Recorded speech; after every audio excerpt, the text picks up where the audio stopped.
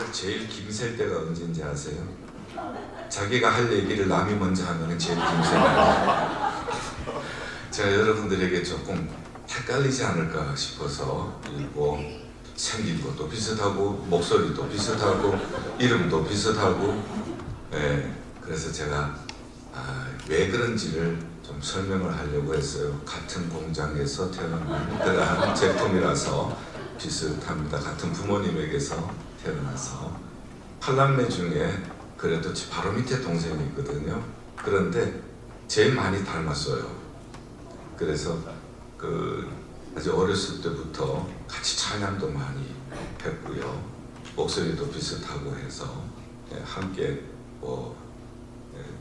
찬양하는 일에 많이 또 함께 나가서 찬양도 하고 하는 그러한 귀한 동생입니다. 그런데 오늘 이렇게 또 초청을 해주셔서 이곳에서 함께 여러분들을 만나서 또 말씀을 나누게 해주셔서 하나님께 영광을 돌리고 또 RCA 또 교단에도 진심으로 감사를 드립니다. 저는 목회자예요. 그냥 32년 전에 개척해서 꾸준히 한 교회에서 목회를 해온 목회자입니다. 큰 부흥사도 아니고요. 그저 오병이어와 같아요. 주님 손에 얹어 드릴 뿐입니다. 주님께서 역사해 주실 줄 믿습니다. 여러분들에게 부탁을 드립니다. 단지 여러분들이 해주실 것, 말씀을 받을 때 세 곳으로 받아주시면 좋겠습니다. 먼저는 여러분들이 귀로 잘 들으시고요. 그 다음에 여러분들이 눈으로 저를 잘 봐주시고요. 그리고 입으로 아멘만 해주시면 좋겠습니다. 그래서 귀로 열심히 들으시고 눈으로 저와 시선을 맞추면서 말씀을 들어주시고 또 아멘할 때 힘있게 아멘하시면 하나님께서는 내 귀에 들린 대로 내가 시행하리라. 아멘 하신 대로 하나님께서 이루어 주실 줄 믿습니다. 자, 오늘 성도여 일어나라. 성도여 일어나라. 여러 가지 우리가 또 팬데믹도 지났고요. 어려운 시기를 지나고 있습니다. 우리 모두가 일어나야 합니다.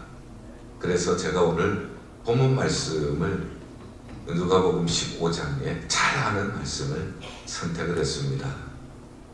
이 말씀을 우리가 어려서부터 잘 알고 많이 들은 말씀이지만은 이 말씀 속에는 굉장히 중요한 하나님의 메시지가 있음을 알게 되었습니다. 다 아는 얘기지만은 간단하게 스토리텔링을 하죠. 어떤 부잣집에 두 아들이 있었습니다. 둘째 아들이 자기 재산 달라고 했고요. 그거 가지고 큰 도시의 먼 곳에 가서 허랑방탕하게 다 소비를 했습니다. 그리고 나서 이제는 굶어 죽게 되었네요. 생각이 난 것이 아버지 집이에요. 아버지 집을 생각해 보니까 종들도 자기보다 형편이 나아요. 그래서 일어나 가리라. 아버지 집으로 갑니다. 아버지는 기다려 주셨고 그리고 큰 잔치를 벌였습니다. 자, 밖에 나갔던 큰 아들이 돌아와서 이거 무슨 소리냐? 둘째 아들이 돌아왔는데 아버지께서 살아서 돌아왔다고 저렇게 기뻐하시며 잔치를 벌리는 것입니다. 화가 났죠. 집에 안 들어갑니다. 삐진 거죠. 그래서 아버지가 나오는 거예요. 아버지가 나와서 들어가자. 이 아들은 죽었다가 살아났지 않냐. 이랬다가 다시 찾았지 않느냐. 그랬더니 아버지는 나에게 해준 것이 뭐가 있습니까? 내 친구들한테 염소 한 마리 잡아서 잔치 한번 벌여준 적이 있습니까? 하면서 따집니다. 자, 이런 얘기인데요. 이런 얘기 속에서 우리가 개념을 붙잡는 것은 굉장히 중요한 작업이라고 생각을 해요. 여기에서 어떤 인사이트가 있는가? 하나님께서 우리에게 오늘 이 시대에 증거하고자 하시는 하나님의 메시지가 무엇인가? 이것을 한번 찾으려고 노력을 해봤습니다. 그래서 세 가지 단어를 한번 뽑아봤어요. 이 이야기를 들으시면서 오늘 이 집회 시간에 세 가지 단어만 여러분들이 기억하시면은 이 말씀이 여러분들에게 많은 도움이 될 줄 믿습니다. 자, 첫 번째는 자유라고 하는 것을 생각을 해봤어요. 자유가 무엇인가? 아마 이 둘째 아들은 아버지 집에 있는 것이 자유를束縛하는 일이라고 생각해서 그런지 모르겠습니다. 이 자유라고 하는 것은 내 마음대로 하는 것이 자유라 하고 생각했는지 모르겠어요. 아버지 재산을 가지고 나갔습니다. 랑방탕하게 모든 것을 써버렸습니다. 그렇지만은 나중에는 어떻게 되었습니까? 자기가 자유를 찾아갔지만 오히려 종이 되어집니다. 돼지치는 집에 가서 종노릇을 하게 되어지죠. 참 자유는 무엇인가? 이것을 오늘 이 이야기가 우리에게 전해주고 있어요. 물고기는 물속에 있는 것이 자유예요. 물고기가 물을 벗어나면은 자유가 아니라 죽는 일이죠. 그리고 기차는 철길 위를 달려야 자유해요. 철길을 벗어나면은 그것은 죽는 일이죠. 나무는 뿌리에 박혀 있어야 자유입니다. 나무가 뿌리에서 벗어나면은 말라서 죽게 되어지죠. 우리의 뿌리는 하나님이십니다. 하나님이 우리의 창조주십니다.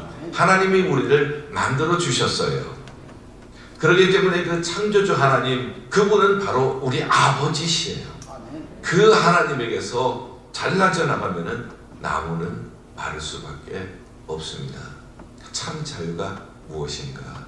참 자유는 아버지 집에 있을 때 우리는 참 자유를 누리게 될 줄 믿습니다. 자, 그래서 저는 이 자유라고 하는 문제를 얘기를 했는데 오늘로 한번 적용을 해보겠습니다. 오늘의 자유는 무엇인가? 21세기를 포스트 모더니즘 시대, 후기 근대주의 시대라고 얘기를 합니다. 모두 다 자유를 외치고 있습니다. 그리고 자기가 주장하는 자유가 그것이 최고의 가치다, 절대 가치라고 생각을 하는 시대에 우리가 살고 있어요. 그러다가 보니까 각자의 개성을 강조하는 것은 좋은데 어디까지 나오는가 하면은 하나님의 말씀의 절대성까지 잊어버리는 시대가 되었다는 겁니다. 그래서 하나님의 이 생명의 말씀, 이 생명의 말씀을 벗어나서 내가 원하는 것이 진리이고 내가 원하고 주장하는 것이 최고의 가치라고 생각을 하면서 하나님의 말씀은 아주 먼 옛날에 오래된 이야기로 생각을 하는 그러한 모습이 오늘 우리가 보는 현재에 나타나는 모습이라는 것을 부인할 수가 없어요.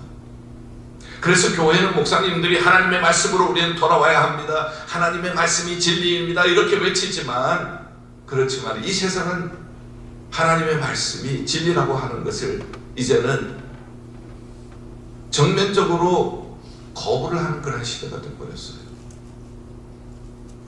그러면서 우리는 진리가 아닌 것을 진리라고 얘기를 하면서 이런 것들이 오늘의 이 가치체계를 만들고 많은 사람이 얘기를 하면 많은 사람이 얘기를 하는 것이 진리다 하는 그러한 시대에 살게 되었습니다. 결국은 진리의 문제, 이 참 자유의 문제, 이 자유의 문제를 우리는 여기에서 짚어보지 않을 수가 없어요. 참된 자유는 무엇인가? 아버지 집에 있는 것이 참된 자유인 줄 믿습니다. 하나님의 품 안에 있는 것이 참된 자유인 줄 믿습니다. 그 다음에 사랑이라고 하는 단어를 한번 뽑아봤어요. 사랑. 모두가 사랑을 그리워합니다. 수많은 소설가들이 사랑에 대해서 소설을 썼고요. 수많은 시인들이 사랑을 노래를 했습니다. 수많은 음악가들도 사랑을 가지고 또 노래를 만들기도 했죠. 그러나 이 세상에 사랑은 마치 그림자 사랑과 같아요. 태양이 있으면 그림자가 생깁니다. 내가 돈이 있으면은 그러면은 애인도 생기고 친구도 생겨요. 태양이 없어져 버리면은 그림자가 사라지는 것처럼 나에게는 애인도 사라지고 친구도 사라지고 나는 홀로 남게 되어질 것입니다. 지금 이 둘째 아들에게서 나타나는 것, 아마 돈이 있었을 때는 그 친구들도 많이 생겼을 거예요. 사랑하는 사람도 생겼을 것이고요. 그렇지만은 돈이 다 떨어지고 난 다음에 그는 갈 곳이 없었습니다. 갈 곳은 돼지 치는 곳으로 갈 수밖에 없습니다. 거기에서 돼지가 먹는 쥐염 열매로 배를 채우려고 해도 채울 수가 없었습니다. 이것이 이 세상의 사랑이라고 하는 겁니다. 뭔가 있어야만이 사람들이 따라요. 한 번은 제가 아주 한 10년이 좀 넘었군요. 뉴욕의 교회협의회 회장을 할 때였습니다. 목사님들을 모시고 전도사님들을 모시고 펜실바니아에 있는 밀레니엄 극장에 쇼를 보러 갔습니다. 버스 2대를 대절해서 가는데 제가 탄 버스에서 이제 우리가 긴 시간 여행을 해야 되는데 재밌게 좀 웃으면서 갈 수 있으니까 뭐 이렇게 해서 조크를 하는 시간을 가지게 되었습니다. 어떤 여자 전도사님이 나오셔서 조크를 하시는데 아직까지도 잊혀지지를 않아요. 어떤 할아버지와 할머니가 계셨습니다. 할아버지와 할머니가 계셨는데 이 할아버지는 할머니에게 한 번도 사랑한다고 말해본 적이 없는 거예요. 그런데 할아버님이 이제 세월이 지나면서 그것이 후회가 되는 거예요. 사랑한다고 말을 하고 싶은데 안 하던 것을 하려고 하니까 어려운 거예요. 그래서 생각을 하다가 삼행시를 가지고 운을 띄우면은 그러면은 삼행시를 짓자 이렇게 생각을 하고 아내에게 할머니에게 제안을 합니다. 운을 띄우면은 내가 시를 짓겠다. 갑자기 할아버지가 왜 이러시나 싶어서 그런데 이 할머니가 시킨 대로 일단 해봤어요. 사이다. 그래서 할머니 보고 사라고 해요. 그랬더니 할머니가 사라고 운을 띄웠어요. 할아버지가 사랑해 당신을. 안 하던 평생 안 하던 얘기를 하니까 할머니가 피식 웃을 수밖에 없었죠. 그러나 한번 하자고 한 것이니까 계속 한번 가보자고 생각을 했죠. 그래서 할머니가 이라고 운을 띄니까 할아버지가 이 생명 다하도록 당신만을 사랑해. 그러니까 할머니가 너무 기가 차서 놀고 있네 이렇게 그냥 자기도 모르게 나와버린 거예요. 자, 그러니까 할아버지가 굉장히 마음이 상했어요. 자기는 오랫동안 계획하고 속으로 연습도 많이 하고 해서 이렇게 한 프로젝트를 만들어 봤는데 놀고 있네 하니까 그 다음에 나는 다시 한번 태어나도 당신만을 사랑해 이거였거든요. 그런데 할머니가 이 놀고 있네 하니까 할아버지 마음이 그만 상해버렸어요. 그래서 다를 한번 해보라고 했더니 할머니도 좋다고 다 했더니 할아버지가 하시는 말씀 다 뻥이다. 이 세상 사랑은 다 뻥인 거예요. 결국은 보면은 이 세상 사랑은 그림자 사랑. 뭔가 있어야만이 그래야만이 사랑하는 사람도 생기고. 자, 그러나 하나님의 사랑은 어떤 사랑인가? 부모님 사랑 같아요. 부모님의 사랑은 아프면 아플수록 더 사랑하고 못났으면 못났을수록 더 아끼는 것. 이것이 부모님의 사랑 아니겠어요? 우리는 여러 형제들이 있었습니다. 가난한 시절이어서 뭘 이렇게 우리가 오늘처럼 맛있게 먹고 싶은 것을 먹고 살지를 못했습니다. 배를 먹는 것은 굉장히 특별한 경우였습니다. 근데 제가 어렸을 때 홍역에 걸렸어요. 홍역에 걸려서 밥을 잘 못 먹고 있으니 어머님이 배를 깎아주시고 또 별 모양으로 생긴 별사탕을 차려주셨어요.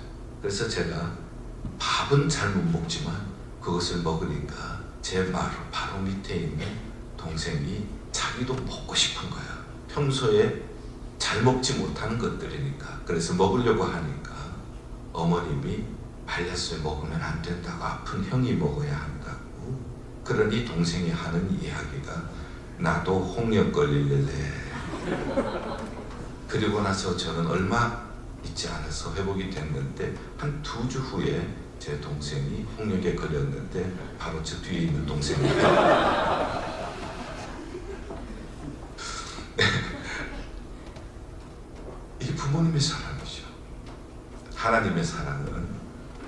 그런 사랑이에요. 아플수록, 못났을수록, 방황할수록 포기할 수 없는 사랑. 그러한 사랑이 하나님의 사랑이죠. 자, 이렇게 자유를 찾아서 떠났지만 오히려 종이 되어버렸어요. 사랑을 찾아서 떠났지만 오히려 외톨이가 되었습니다. 그에게 찾아온 것은 흉년이었습니다. 관계의 흉년이 생겨버렸네요. 경제의 흉년이 생겨버렸네요. 자기가 무엇인가 먹으려고 애를 써도 마음껏, 심지어는 돼지가 먹는 쥐염 열매라도 배를 채울 수가 없었습니다. 그때 그가 이렇게 하다가 내가 죽겠구나 하는 생각, 이대로 가다가는 정말 굶어 죽겠구나 하는 생각이 들게 되었죠. 그래서 그가 생각했던 것이 아버지 집이었습니다. 지금까지 이야기해서 둘째 아들이 잘한 것 아무것도 없어요. 그러나 둘째 아들이 가장 잘한 것이 있다면 그것은 아버지 집을 생각했다는 것입니다. 내가 일어나 가리라. 아버지의 아들로 받아달라고는 체면이 없어서 얘기를 못하지만 종의 하나로 나를 써달라고 이렇게 얘기를 하죠. 하면서 아버지 집으로 돌아갑니다. 그러나 자기는 이렇게 체면이 없어서 아버지에게 아버지, 아들로가 아니라 종의 하나로 받아주십시오 라고 이야기를 하려고 했지만 이게 웬일입니까? 아버지가 자기 재산을 허랑방탕하게 다 소모한 이 아들을 기다리고 계셨어요. 오늘이나 돌아올까? 늘 기다리는 그 안타까운 아버지의 마음을 우리는 성경을 통해서 읽을 수가 있습니다. 한 데서 오는데 보니까 한눈에 알 수가 있어요. 내 사랑하는 아들이구나. 안고 입 맞추고 더럽다고 하지 아니하고 돼지 치던 옷인데 냄새 난다고 하지 아니하고 안아주시고 입 맞추시고 기뻐하며 환영을 해주시는, 그리고 하인들에게 잔치를 벌리자 살찐 송아지 잡아서 내 아들을 잃었다가 찾았다, 죽은 아들 다시 살아났다, 이렇게 잔치를 벌려주신 거예요. 1966년 이탈리아 축구가 북한과 축구 시합을 해서 1대0으로 졌습니다. 이탈리아 선수들이 예선에서 탈락하고 돌아왔을 때 공항에서 이탈리아 사람들은 썩은 야채를 축구 선수들에게 던졌어요. 썩은 호박을 던지고요. 그리고 역시 또 월드컵 얘기인데요. 콜롬비아 축구 선수가 자살골을 넣어서 콜롬비아가 졌어요. 혹시 기억하시는 분 계실 거예요. 그 선수가 콜롬비아에 돌아왔을 때 어떤 일이 일어난지 기억하시죠? 총에 맞아 죽었어요. 축구에 최선을 다해서 져도 졌다고 썩은 과일을 던져요. 이게 세상이에요. 실수를 해서 자살골 먹어서 자기 나라가 졌다고 총으로 쏴 죽이는 것이, 이것이 이 세상이에요. 그러나 아버지 재산을 다 허랑방탕하게 소모한 그 아들, 잘한 것이라고는 하나도 없어요. 그저 잘한 것이 있다면 아버지 집으로 돌아온 것밖에 없어요. 그런데 안아주시고 입 맞추시고, 그런데 환영해 주시고 잔치를 벌이시는 거예요. 이분이 바로 우리 하늘 아버지이신 줄 믿습니다. 자, 이제 여기까지 얘기를 하고 이제 첫째 아들 얘기를 좀 해야 되겠네요. 첫째 아들은 아버지가 이렇게 기뻐하고 잔치하는 것이 못마땅한 거예요. 그래서 집에도 안 들어가고 아버지가 나와서 아들을 이 설득하는 이러한 모습. 그런데 이 아들이 하는 얘기, 불평이 가득 차 있는 거예요. 여러분들이 혹시 렘브란트의 이 탕자의 비유의 그림을 보신 적이 있으실 거예요.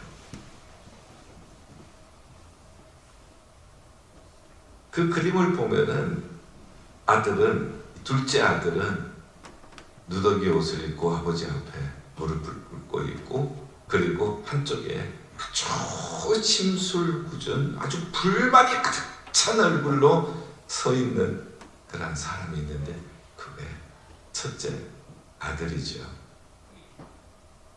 자, 이 첫째 아들의 모습에서 우리가 또 배울 것이 참 많아요. 뭔가 하면은 나는 아버지 집을 떠나지 않았습니다. 아버지가 시키는 일을 다 해왔습니다.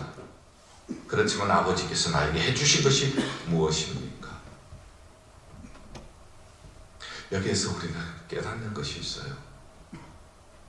내가 이만큼 일했습니다. 내가 이만큼 집도 안 나가고 내가 이만큼 충성했습니다. 자기가 있어요. 자기의 노력이 있어요. 이것이 있으면은 감사를 잊어버린다. 이것이 오늘의 현대의 그리스도인의 모습은 아닌가. 팀 켈러라고 하는 분 아실 거예요. 여러분들이 잘 아시는 맨하탄에 있는 리디머 처치의 담임 목사님이셨다가 얼마 전에 돌아가셨죠. 그분이 지금 오늘의 교회는 첫째 아들로 가득 차 있다.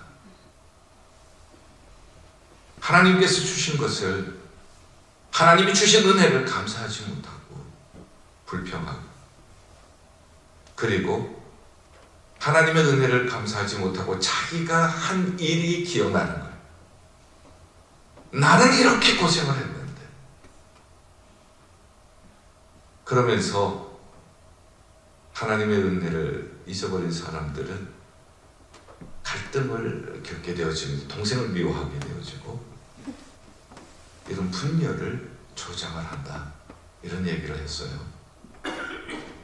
그러면서 하나님께서는 보통 우리가 둘째 아들만 강조해서 설교를 하고 또한 말씀을 배우지만 하나님께서는 첫째 아들, 둘째 아들 모두를 위하여서, 그들을 구원하시기 위하여서 독생자 예수 그리스도를 보내주셨습니다. 할렐루야. 자, 이 첫째 아들 보면 문제가 없는 것 같아요. 교회 나가지도 않고 교회에서 있고. 그런데 감사가 없어요. 형제를 사랑하지를 못해요. 아버지 마음을 몰라요. 무엇보다도 아버지 마음을 몰라요. 이런 맏아들로 오늘의 교회는 가득 차 있다. 자, 하나님께서는 이러한 맏아들과 같은 우리, 그리고 둘째 아들과 같은 우리를 위하여 독생자를 보내셨습니다. 예수님 당시에 둘째 아들은 세리, 창기를 두고 한 얘기겠죠. 그러면은 맏아들은 누구를 두고 한 얘기겠어요?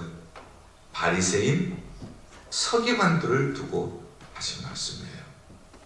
오늘날로 우리가 바꿔서 얘기를 한다면은 이 둘째 아들은 교회를 떠난 사람, 교회를 떠나서 세상을 향하여서 방황하는 사람들, 그리고 맏아들은 오늘날로 얘기를 한다면은 교회 안에서 전혀 문제가 없어 보이는데 교회 안에서 감사가 없는 사람, 열심히 충성하고 열심히 출석도 하고 하는데 감사가 없고 불평이 가득하고, 그리고 형제를 미워하고, 이런 사람, 예수님께서는 이런 사람들을 위하여서 십자가를 지신 것입니다.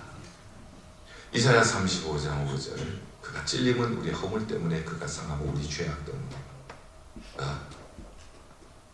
징계를 받음으로 우리가 평화를 누리고 채찍에 맞음으로 우리가 나음을 입었도다. 우리는 다양한 것 같아서 각기 제 길로 갔거늘 각기 둘째 아들과 같고 각기 첫째 아들과 같은 각기 제 길로 갔거늘 하나님께서는 우리 무리의 죄악을 그에게 담당시키셨도다. 저는 이 말씀을 이렇게 한번 묵상을 해보았어요. 하나님께서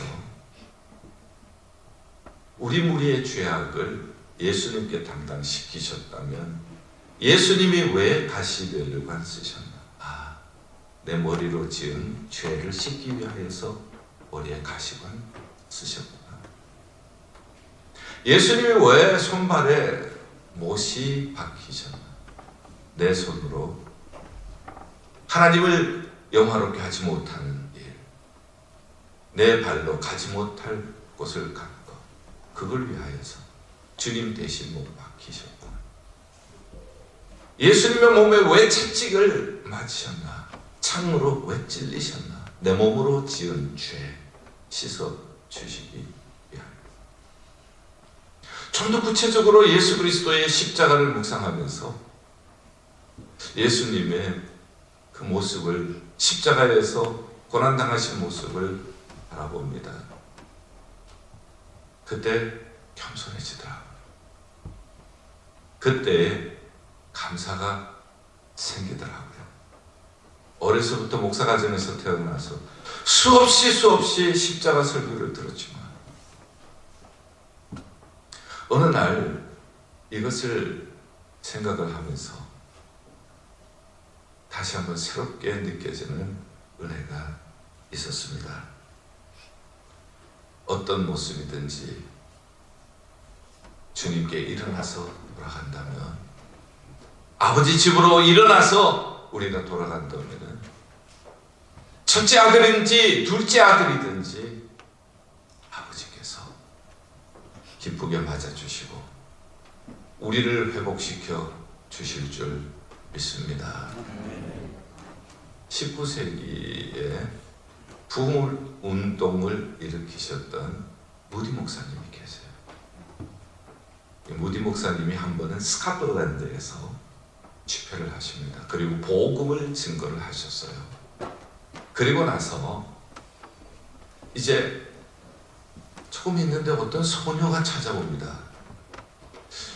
집회를 통하여서 받은 은혜를 마음에 간직하고 질문을 하는 거예요. 예수님께서 나 같은 사람도 받아주실까요? 난 죄가 참 많은데 그럼 예수님께서는 죄인을 위하여서 십자가를 지셨지 않나요? 나는 몸이 약해요. 이 몸이 약한 사람도 주님께서는 받아주세요. 나는 배운 것이 없어요. 나는 잘생기지도 못했어요. 난 무엇보다도 하나님 앞에서 깨끗하지 못해요. 그래도 주님께서는 날 받아주실까요? 그때 무디 목사님이 하신 말씀입니다. 그렇지. 그렇고 말고 십자가가 바로 그 증거란다. 이 아름다운 광경을 옆에서 보고 있었던 해밀턴 여사 찬양대원입니다. 그 모습을 보면서 글을 쓰기 시작합니다. 그리고 무디 목사님을 도와서 음악 사역을 했던 아이라 생키 목사님이 곡을 씁니다. 그렇게 쓴 곡이 우리 찬송가 214장에 남아 있습니다. 나 주의 도움 받고자 주 예수님께 빕니다. 그 구원 이루어 주시고 날 받아 주시옵소서. 내 힘과 결심이 약하여 늘 깨어지기 쉽고 늘 넘어지기 쉽지만 주 이름으로 구원해 날 받아 주시옵소서. 내 모습 이대로 주님 받아 주시옵소서. 날 위해 돌아가신 주님 날 받아 주시옵소서. 그 찬송은 많은 분들에게 많은 위로와 또 하나님의 사랑을 느끼게 하는 찬송이 되었습니다. 20세기로 넘어갑니다. 20세기의 웨일즈에 1904년입니다. 큰 부흥운동이 일어났습니다. 얼마나 강력한 부흥운동이었는가 하면은 5개월 만에 10만 명이 예수 그리스도께로 돌아오는 놀라운 역사가 있었습니다. 그리고 이 불길을 통하여서 유럽으로 이 불길이 전파되어지고 아프리카, 동남아시아, 북미, 남미 그리고 한국까지 이 불길이 전파가 되었습니다. 이것이 한국의 부흥운동 1907년에 있는 평양 부흥운동의 불씨가 바로 1904년 웨일즈에서 있었던 부흥운동이었습니다. 탄광에서 이반 로버츠라고 하는 청년이 있었습니다. 이 탄광 사람들은 거칠기 짝이 없었습니다. 욕하고 싸우고 술 취하고 훔치고 이런 일들로 늘 일상처럼 살아왔던 그런 사람들이었어요. 이반 로버츠는 하나님 앞에 기도합니다. 하나님 나를 굴복시켜 주시옵소서. 하나님 나에게 성령으로 충만하게 하여 주시옵소서. 하나님 웨일즈의 부흥을 주시옵소서. 그렇게 외치면서 그가 하나님 앞에 울부짖어 기도할 때 하나님의 성령께서 그의 심령을 터치를 해주십니다. 가슴이 뜨거워집니다. 그리고 그의 가슴에 하나님께서 생명력을 심어 주십니다. 눈에는 눈물이 납니다. 입에는 찬양이 넘칩니다. 이러한 모습을 보면서 한 사람, 두 사람 이 운동에 참여하기를 시작을 했습니다. 기도는 점점 뜨거워졌습니다. 점점 말씀에 대한 갈망이 일어나게 되었습니다. 그래서 사람들이 바뀌기를 시작을 합니다. 훔쳐갔던 것을 돌려줍니다. 한번 훔쳐간 것 돌려주는 것, 자기가 도둑놈이라고 하는 것을 증거하는 것이 아닙니까? 그럼에도 그것이 부끄럽지 않았습니다. 온전히 회개를 하고 훔쳐갔던 것을 돌려주고 그리고 깨어진 가정이 회복이 되어지고 이러한 놀라운 부흥이 5개월 만에 10만 명이 구원을 얻는 일이 일어납니다. 이것이 온 세계로 퍼져 나가게 되었습니다. 역대하 7장 14절 말씀처럼 내 이름으로 일컫는 내 백성이 자기네 죄를 회개하고 하나님께 얼굴을 구하면 하나님께서 하늘에서 들으시고 죄를 사하시고 그 땅을 고치리라 말씀하신 역대하 7장 14절을 그대로 하나님께서 기도하신 대로 응답해 주신 것입니다.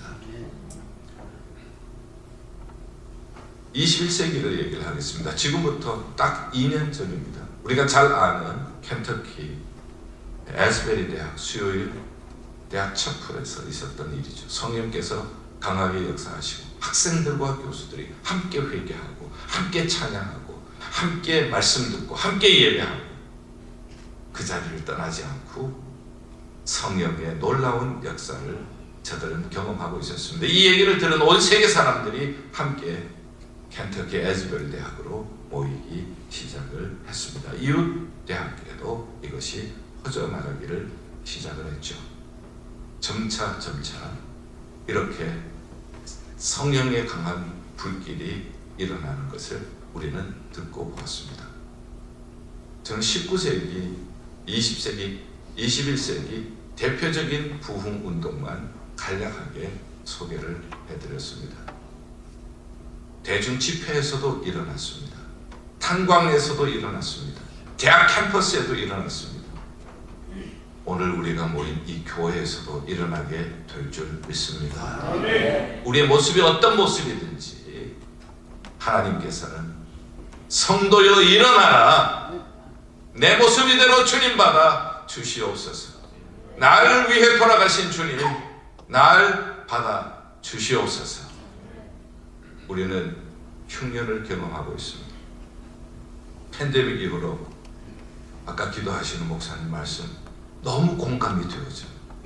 이것은 어느 한 교회의 문제가 아닙니다. 이것은 전 세계의 문제입니다. 이것은 한인 교회의 문제만도 아닙니다. 미국 교회도 역시 마찬가지입니다.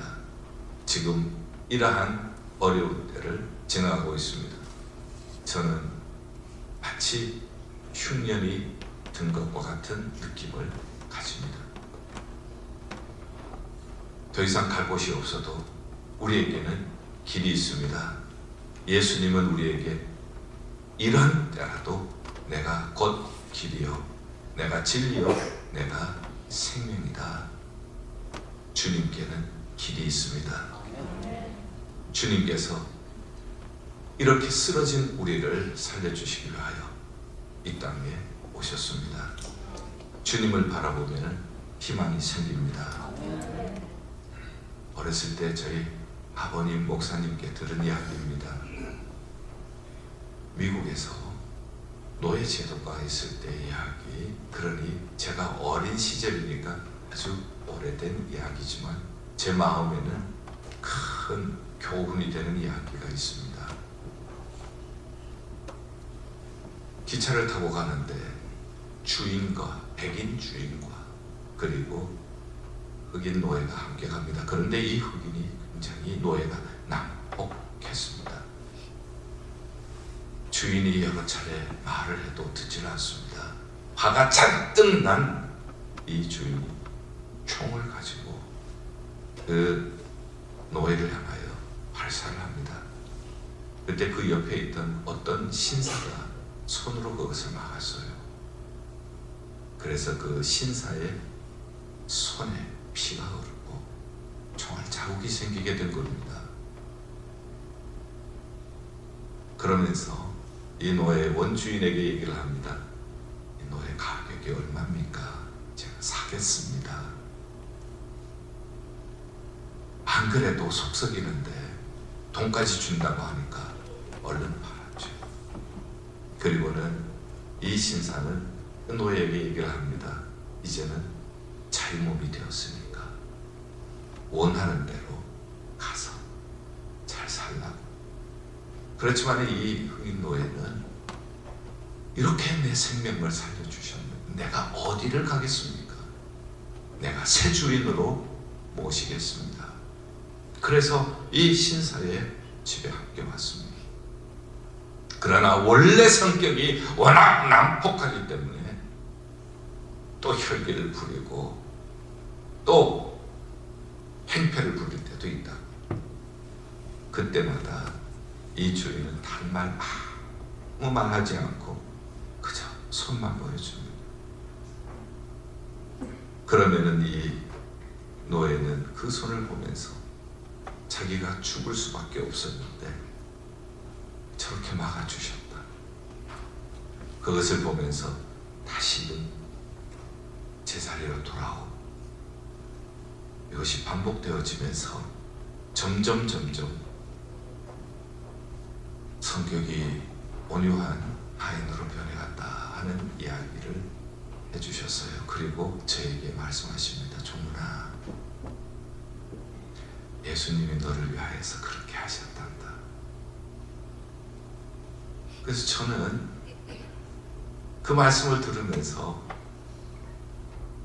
늘 저에게 아직도 남아있는 죄성, 저에게 아직도 남아있는 그러한 하나님이 기뻐하지 않는 모습들 생각할 때마다 그 이야기를 떠올립니다.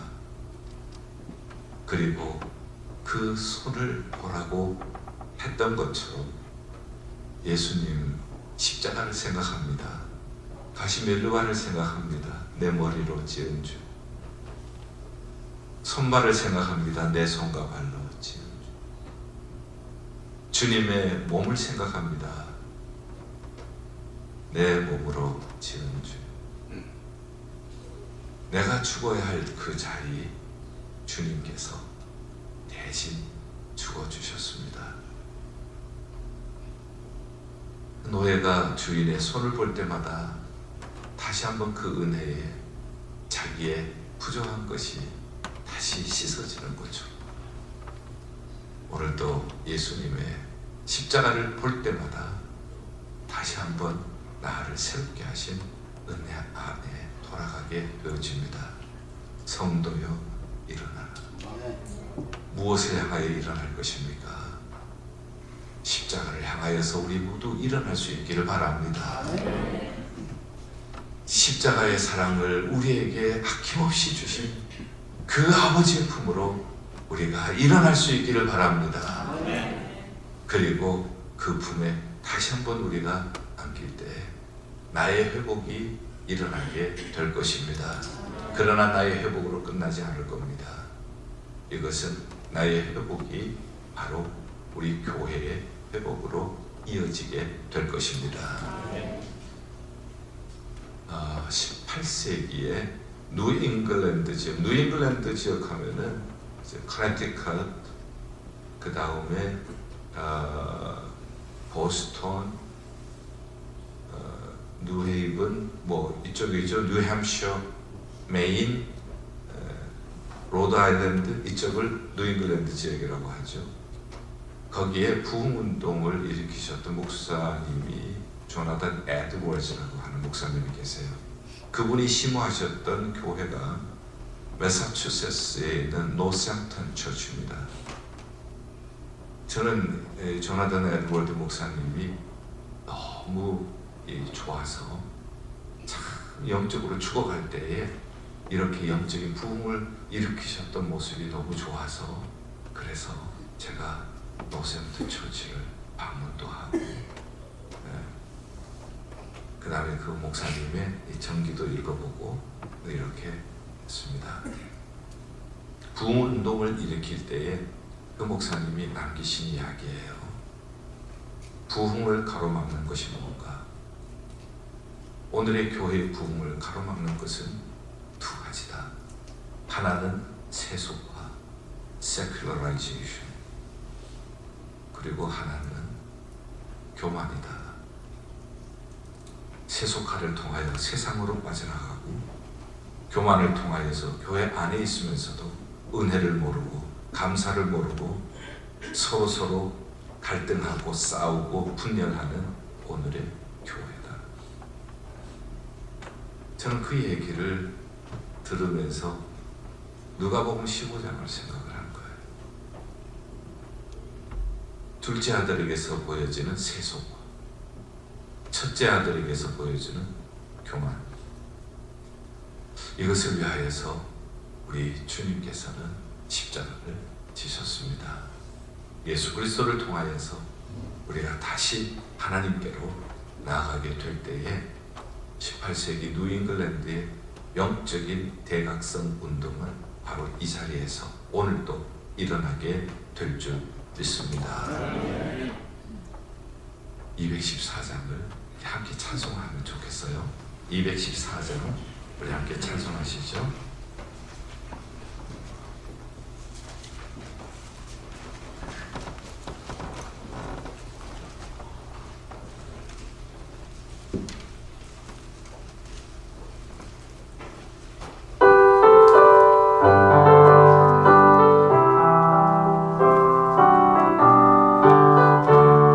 잠깐만요. 이게 통합 찬송은 349장이에요. 349장.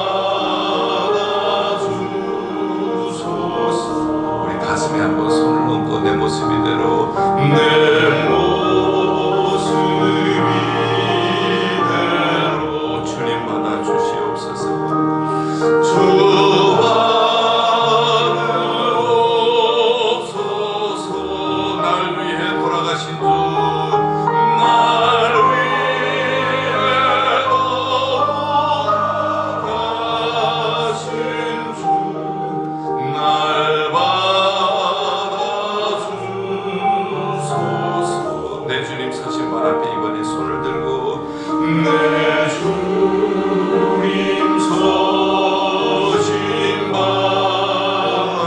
앞에 나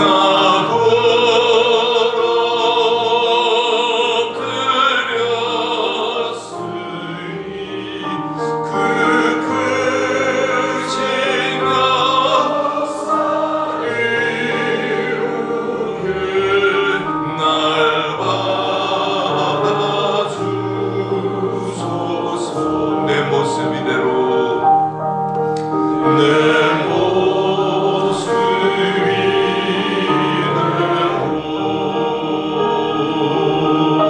주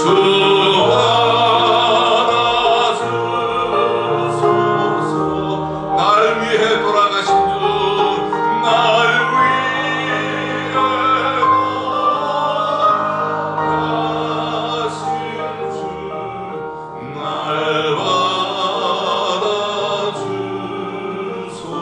받아주소서.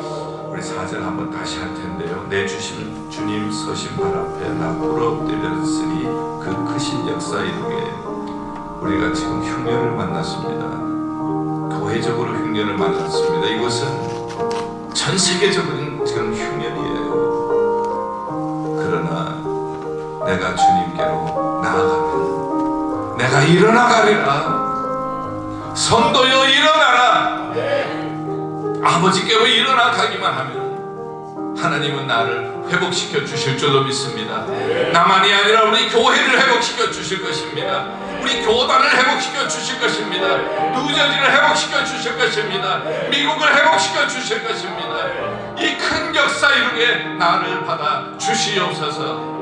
다시 한번 손을 높이 드시고 4절 한 번 더 부르겠습니다. 믿음으로 이 역사 이루게 날 받아 주시옵소서. 내 주 날 받아 주소서. 내 모습 이대로 내 모습 이대로 주님 받아 주시옵소서. 주 받아주소서. 날 위해 돌아가신 주, 날 위해 돌아가신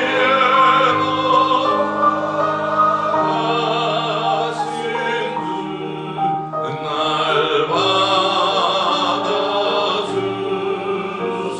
받아주소서. 손을 높이 드신 채로 주님 이 손 잡아 주시옵소서. 주님, 지금은 영적인 흉년입니다. 이럴 때일수록 우리가 주님께로 돌아가게 하여 주시옵소서. 날 위해 돌아가신 주님의 품에 안기게 하여 주시옵소서. 사랑하는 아버지의 품 안으로 돌아오게 하여 주시옵소서. 내가 살면은 우리 가정이 살게 될 줄 믿습니다.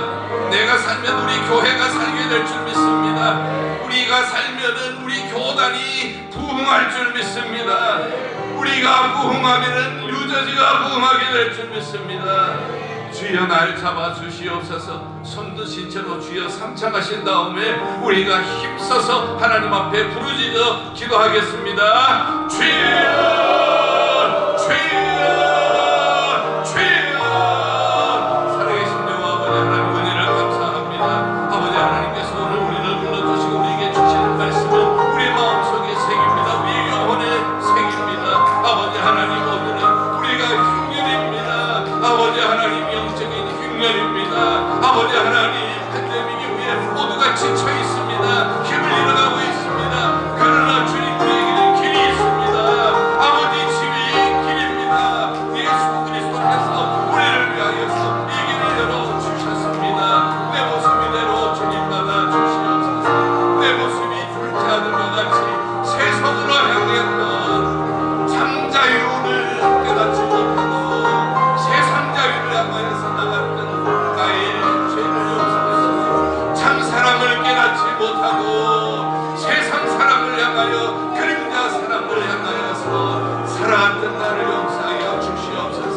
교회 안에 있었지만은 교만했고 교회 안에서 머물렀지만은 내가 사랑을 줄 몰랐고 아버지의 마음을 몰랐고 은혜를 몰랐고 감사를 몰랐고 이런 나를 불쌍히 여겨 주시옵소서.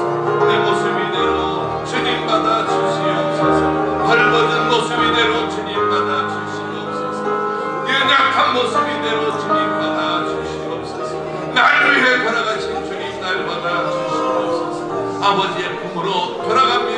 아버지 받아주시옵소서. 아버지 회복시켜 주시옵소서. 아버지 영광을 위하여서 성도여 일어나라, 일어나게 하여 주시옵소서. 할렐루야. 하나님 아버지 감사합니다. 오늘 우리가 이 자리에 있게 된 것은 아버지께서 우리 한 사람 한 사람을 불러주셨기에 우리가 이곳까지 오게 된 줄 믿습니다. 오늘 내가 들어야 할 메시지가 있기 때문에, 오늘 내가 결단해야 할 결단이 있기 때문에, 오늘 내가 주님 주시는 사명을 깨달아야 하기에 여기 우리를 불러주신 줄 믿습니다. 하나님, 우리가 일어서게 하여 주시옵소서. 어떤 상황일지라도 아버지께로 일어날 때에 우리에게는 회복의 길이 열리게 될 줄 믿습니다.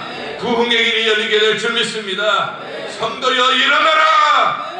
주님의 음성을 듣고 일어납니다. 주님 우리를 맞아 주시옵소서. 주님 우리를 치료하여 주시옵소서. 주님 우리를 회복시켜 주시옵소서. 주님 우리를 부흥케 하여 주시옵소서. 나를 부흥의 불씨로 삼아 주시옵소서. 우리 가정이 일어나게 하여 주시옵소서. 우리 교회가 일어나게 하여 주시옵소서. 우리 교단이 일어나게 하여 주시옵소서. 우리 지역이 주의 이름으로 일어나게 하여 주시옵소서. 사망 권세는 물러갈지어다. 어둠의 세력도 떠나갈지어다. 예수 이름에 승리가 있게 하여 주시옵소서. 예수 그리스도의 이름으로 간절히 축복하고 기도하옵나이다. 아멘.